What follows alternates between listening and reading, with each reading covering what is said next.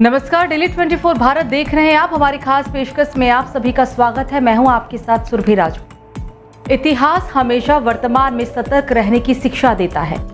हम लोग अपने देश का अतीत जानने के लिए इतिहास पढ़ते हैं और समझने की कोशिश करते हैं कि हम क्यों गुलाम हुए थे, अंग्रेजों ने हम पर 200 साल तक राज क्यों किया। इन सब के पीछे तो बहुत से कारण थे, लेकिन आज हम उनमें से एक कारण की चर्चा करेंगे और ये कहानी जुड़ी है एक गद्दार सेनापति से, जिसकी वजह से गुलामी की नींव पड़ी। तो चलिए अब इसकी शुरुआत करते हैं। साल 1757, मुगलों के पतन के बाद पूरा भारत बटा हुआ था। बंगाल पर नवाबों का शासन चल रहा था। उधर भारत में आने के बाद अंग्रेजों की नजर बंगाल पर पड़ी थी, लेकिन उनकी राह का सबसे बड़ा रोड़ा थे बंगाल के नवाब सिराजुद्दौला।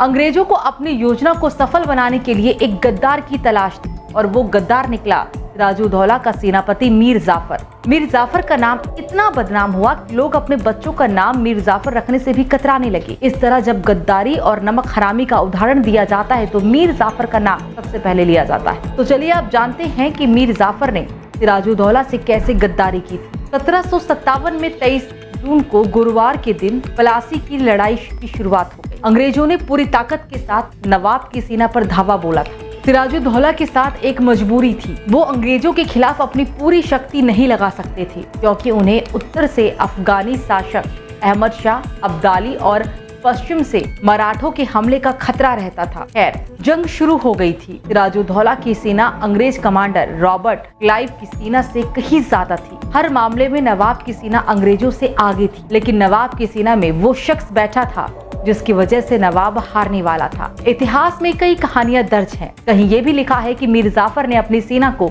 लड़ने के लिए आदेश ही नहीं दिया, तो कहीं सीधे हथियार डालने की भी बात लिखी है। कुछ भी हो, लेकिन ये तो सच है कि मीर जाफर की गद्दारी की वजह से बंगाल की सेना प्लासी की लड़ाई हार गई।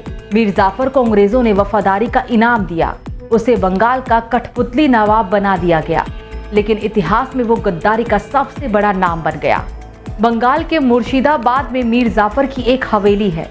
इसे नमक हराम डिओड्री के नाम से भी जाना जाता है। प्लासी की लड़ाई में भागे सिराजुद्दौला को कुछ ही समय में मीर जाफर के सैनिकों ने पकड़ लिया था। 2 जुलाई 1757 को नमक हराम दढ़ौड़ी में उन्हें फांसी पे लटका दिया गया था। मीर जाफर के बेटे मीर मारन ने सिराजुद्दौला को फांसी देने का आदेश दिया था।